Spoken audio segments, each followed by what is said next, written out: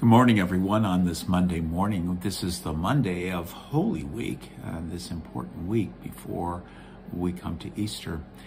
We are reading from the book of the prophet Isaiah this morning. We're in chapter 42, verses 1 through 7.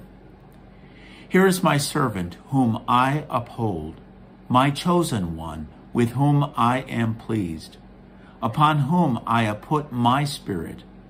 He shall bring forth justice to the nations, not crying out, not shouting, not making his voice heard in the street. A bruised reed he shall not break, and a smoldering wick he shall not quench, until he establishes justice on the earth. The coastlands will wait for his teaching.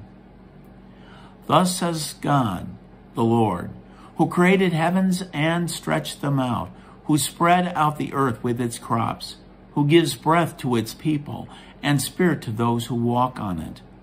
I, the Lord, have called you for the victory of justice. I have grasped you by the hand. I formed you and set you as a covenant of the people, a light for the nations, to open the eyes of the blind, to bring out prisoners from confinement and from the dungeon, those who live in darkness. The word of the Lord. Thanks be to God.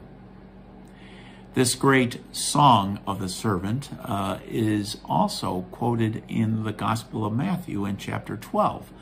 Obviously, Jesus as a fulfillment of this. And the servant, my servant, this one that has been chosen for a specific task, a task of to bring justice to the nations. In other words, it's not just simply for Israel, yes, his covenant people, but that this servant of Israel will be a servant to all the nations. And he will not shout. He's not trying to push his way into it. He simply discloses it. He's there to just let it show forth by his deeds and his words. The beautiful thing is that it is to be for all peoples. A light. I've set you as a covenant